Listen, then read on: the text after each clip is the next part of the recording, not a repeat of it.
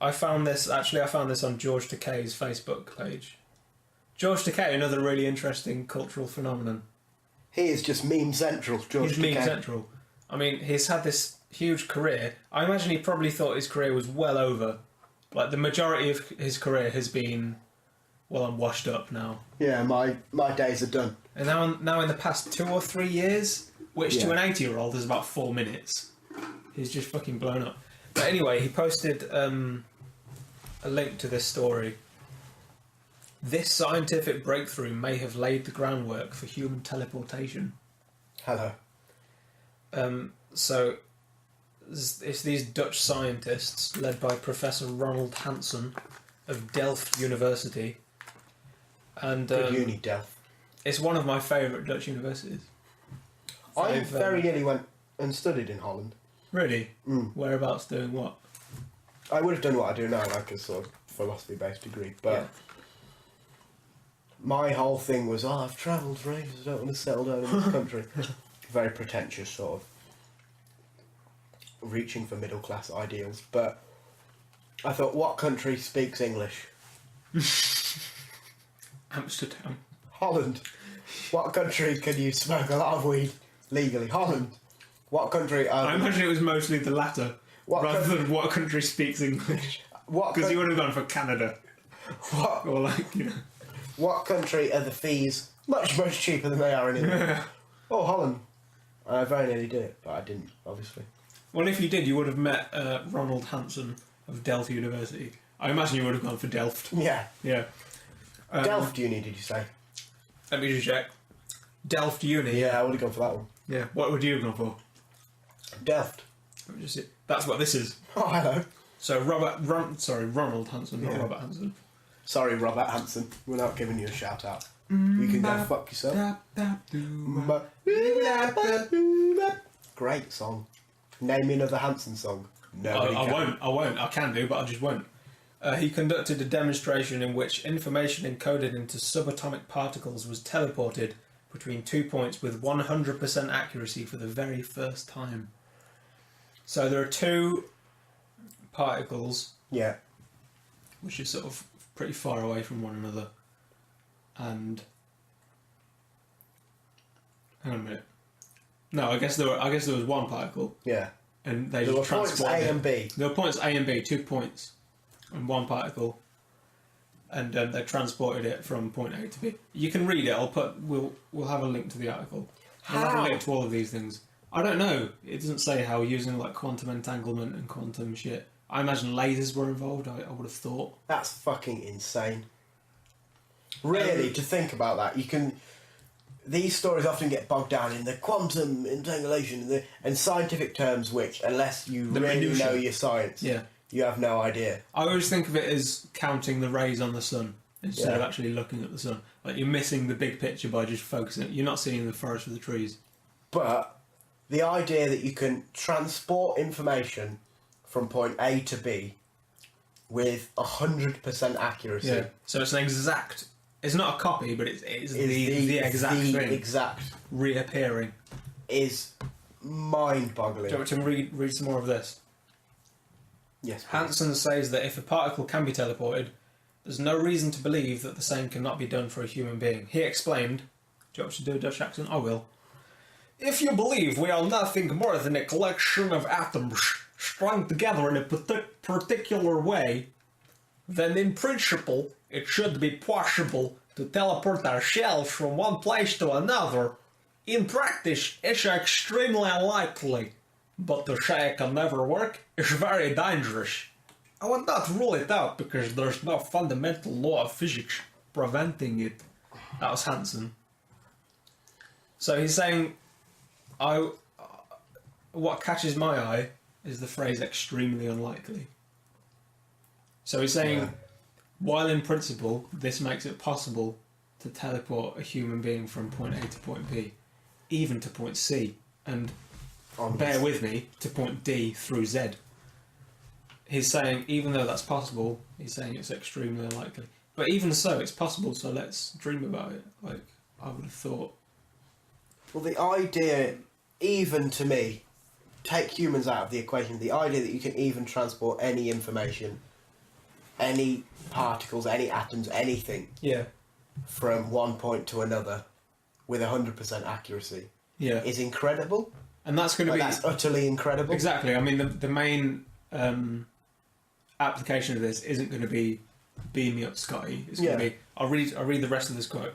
The main application of quantum teleportation is a quantum version of the internet, extending a global network that we can use to send quantum information. We have shown that it's possible to do this, and it works every time that you try. So, what are you laughing at? Slightly weirdly seedy accent. What? Try. I don't know what you're talking about. But he's talking about making a quantum version of the internet, which would basically be an instantaneous internet. So not only, I mean, if you imagine YouTube buffers, doesn't it? So when you load a YouTube video, you see the sort of grey bar buffering. Yeah. God, that's fucking annoying. This would be so fast that they wouldn't even bother coding in the animation for the grey bar to buffer, because it would already be loaded. Like by the time the page loads, the video will be loaded. Everything will be loaded. Like even a 9 megabyte GIF of like a woman fucking a man in the ass with a 2-foot strap on, which was on Reddit earlier today. Oh. Yeah, I'll send it to you later on. Cheers.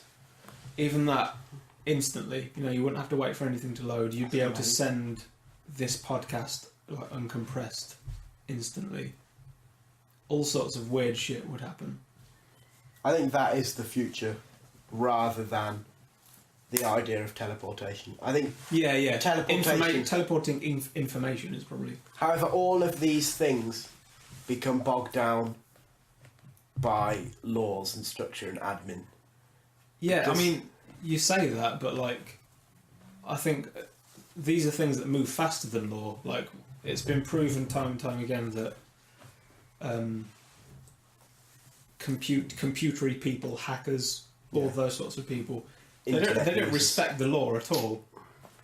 And why should they? Why should they respect these petty laws that were made about something that isn't even relevant anymore? So I don't think law is going to be a huge barrier to something that just can't be stopped. And I think as well, people think of like people have always thought when you think of the future, especially if you go back 10 or 20 years, when you ask somebody what's going to happen in like 200, 300 years, well, A, space, we're going to be in space. Yeah. Obviously, we're going to be in spaceships, we're going to be in space. B, we're going to be able to teleport each other. But now it's looking more and more likely that we're never going to leave Earth, because why would we? There's nothing out there. There's nothing to see. And B, we're going to make our own crazy environments to run around in. Like video games, for example, like Minecraft. If you look at those things, it's just like these huge generated worlds that have no end, and just all sorts of shit can happen. Imagine if you applied these quantum teleportation shit to those computers so that they could generate just like Earths upon Earths upon Earths with all sorts of fucking prostitutes and tigers and lasers and all sorts of wacky shit. Tiger laser prostitutes. Prostitutes, yeah. TLPs. I mean, I think the idea of simulations becoming one of the domains in which we exist, that's becoming more and more likely. Yeah, I agree. I think it's becoming more and more feasible. Yeah. I don't know about likely. I don't... Yeah, maybe it's not becoming likely. I don't know if in our lifetimes we're going to see that, but the idea that we could is within touching distance almost. And that's really mind-boggling. Yeah. The fact that is there and the technology is there. It's to the point where I think when this sort of thing happens, people are just going to become psychotic. A lot of people are going to lose their minds. Like, you look, for example, now, if you look at like the statistics in psychology and psychiatry and stuff, the amount of autism has just shot up in recent years. And like, I'm not going to be the crazy man attributing that to like A and B and C, but like, you've got to wonder if this weird way of life that we're in, where the internet is this weird abstract that's like such a focal point, like you've got to wonder whether that has an effect on people's mental health, because it's it's not what this species was built to deal with. Yeah. It's what we're dealing with every single day. I think it definitely is, because we live in a world where your whole life can have absolutely zero social interaction. Yeah. And as humans, naturally, social interaction is a part of who we are. Yeah. And we live in a society where that is completely unnecessary. Everything you need to do can be done over the internet. You can buy a house, you can live in that house, you can pay your bills, you can get your shopping, you can talk to people. Yeah. You can get your entertainment, you can get everything you need to survive, all your social fun activities. Everything is there in front of you in a 14-inch screen. You don't need to step outside that front door. 16-inch screen. So, thanks. An amount of inches. 16. Not quite as large as this member. I think it's interesting to see that, like, there's something weird about humans in that. I mean, I don't know why. There's many things weird. This podcast has a weird theme where we're just like, isn't the world weird? Life's crazy, man. Yeah, we've not smoked any weed or anything like that, No, so I don't know sadly why not. that's happening. But I've had one cigarette. yeah, but there's this weird tendency with humans, especially in the last 100, 200 years, where we just compulsively go against our own nature. Like in every facet of life, we're just going against our own nature. Like, for example, if you look at people our age, in our 20s, look at people our age in our culture in the West, how many of us are religious? About 10%? Yeah. Like, Well, I mean, say maximum 20%. yeah, I mean, 20%. when I say the West, I mean like England, America, you know. Yeah. Civilized Particularly nations. England, particularly nobody in England our age is religious, apart from if you're Muslim, if you've been raised Muslim, you know. You get the odd few who are raised in a certain manner. But that's it. You get the odd few, and that's like. Or you get people who have no interest. Yeah. Which I think you get a lot of people who say, "Oh well, I don't believe anything," because they are very internet savvy, and they go, "Well, our atheism." Well, Richard Dawkins says. Yeah, but you also get people who live in a world where religion isn't important. It plays absolutely zero part in their lives, and so they're not religious. They're not really. They don't think about it. It doesn't bother them in any way. Into their life. Yeah, it doesn't factor into their life at all. But the reason I'm bringing that up is because. Because you're trying to push your atheism on the listener. No, because Richard Dawkins deal with it. It's because I'm thinking that this is an example of people going against human nature. It's human nature to interpret the world as being meaningful, and yet our generation is trying to convince ourselves that we're suspended on a sunbeam on a mote of dust. We're like this insignificant thing on the farthest arm of the galaxy, and yet, I mean, the only reason that the world is colourful is because we interpret it through our eyes, and our eyes are organs of colour. Well, our brains are organs of meaning. So the world is meaningful. The world is meaningful because we interpret it through organs of meaning, just as the world is colourful because we interpret it through organs of colour. And the world does have sound to it because we interpret it through organs of sound. So to say that the world isn't meaningful is like saying that the world isn't colourful. It doesn't have any sound to it. Yeah, it's very counterintuitive. Exactly. It's to say that there's this objective reality which actually doesn't exist whatsoever. There's no evidence for an objective reality. There's no reason to think that the tree falling in the forest would make a sound if there's no one there to hear it. You know, there's no empirical evidence for that. There's no reason to think that would happen. And so we're now in this world where, less than 100 years ago, we've suddenly stumbled upon this theory of the relative universe, where the universe depends upon the person experiencing it. And it's this new idea to us, and we can't handle it, and we're rejecting it. And then you go to Eastern religions, like Indian religions and stuff like that, who have had this relativistic universe for centuries, and they're all used to it. Relativism is an argument that's been around for a long time. Yeah. But is more actively believed or considered, I would say, than it ever has been before. And it's... Well, yeah, because of Einstein and stuff like that, it's like fundamentally the universe is relative. So if you examine it for long enough, that's something that you're going to stumble upon. You're going to say, oh, okay, so the universe depends upon me looking at it to exist. And because in Western society that just hasn't been a part of our ideology. That's really difficult for us to accept. So that's one of the things we rebel against. And yet, imagine a world where Eastern society took hold instead of Western society. I mean, this is a Western-dominated world now, but imagine a world where people who believed that God was everywhere and everything was God, and the cycle of rebirth and death and all of that shit. Imagine a world where that was mainstream thought and that was a part of science and a part of scientific theory. Like, the world would be completely different. It would be very, very different. And what we would consider norms just wouldn't be considered. And I think those things are... But I think that shows almost the lack of anything we have, anything we hold dear. Yeah. Not hold dear as such, but anything we take as paramount in fact. The slightest change in history changes that completely. And that's the big argument for empiricism, and that idea that you can only really 100% trust what you experience through your own senses. Yeah. And while that's not an argument I agree with, that is an argument that exists and has a lot of backing, because it's very, very hard to falsify a lot of these arguments and a lot of these theories and a lot of what we consider as everyday fact now. Yeah. Or I say we consider, but a vast majority consider. And it's, when you look at the bigger picture, when you take yourself sort of out of it and look on top of it, bird's eye view kind of thing, it's very strange. Yeah. It's just very, very strange. That's definitely the theme of this episode, isn't it?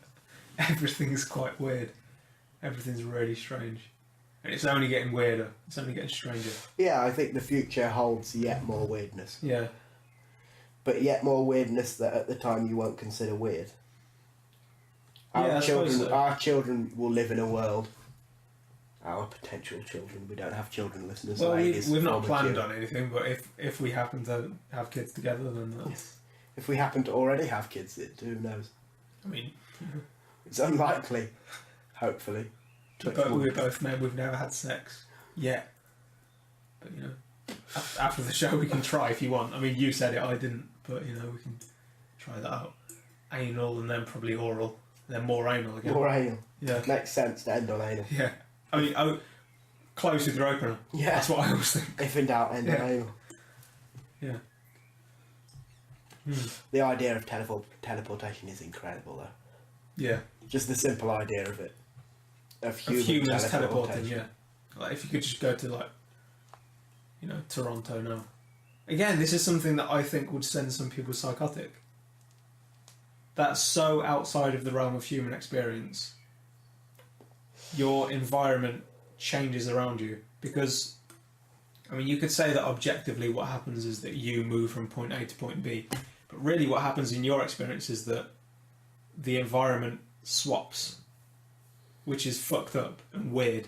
Like the whole room that you're in now, which feels real and feels viscerally to be a part of you and a part of your experience, like it's intertwined into who you are right now, is the environment that you're in. That thing just changes out. Instantly changes. Instantly. Everything, as soon as that becomes a thing, everything changes. Yeah. From social interaction to the world in which we live, into what we consider to be truth and fact, and everything just changes. Things would change in ways that we can't even predict. Because if you watch, let's say you watch Star Trek or something, you see okay, so this character beams themselves from a spaceship to a planet, or from point A to point B or whatever. You've seen that in third person. You've watched them do it. You've not experienced it. Yeah. That character hasn't experienced it either, because that character isn't real. Nobody knows what would happen. And if you actually experienced that, I think it would devalue it. I think that the feeling would be... I think there would be at least 5 or 6 new mental disorders being added to the diagnostic manuals and stuff, like all sorts of weird, unexpected shit that we wouldn't have thought of, some sort of bizarre counterpoint to homesickness. Yeah. Some sort of really extreme version of that sort of feeling would crop up, that no one's ever experienced. I think it would devalue a lot of travel as a whole. I think the idea of travelling and the benefits of it would be devalued because you could do it instantly. Yeah. Maybe, although it makes travel so much more accessible. If you just wanted to go to the Himalayas now, all you would have to do is program that into your little teleportation machine or whatever, I mean, really, what would happen here, I suppose this is something that I've only just considered, but one of the things that would probably happen is that there would be a huge class divide that would instantaneously happen.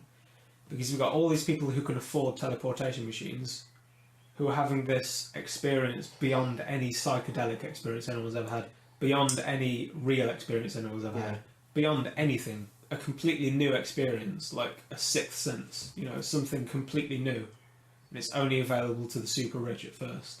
That creates a new class of human being who thinks differently, who feels differently, who interacts differently,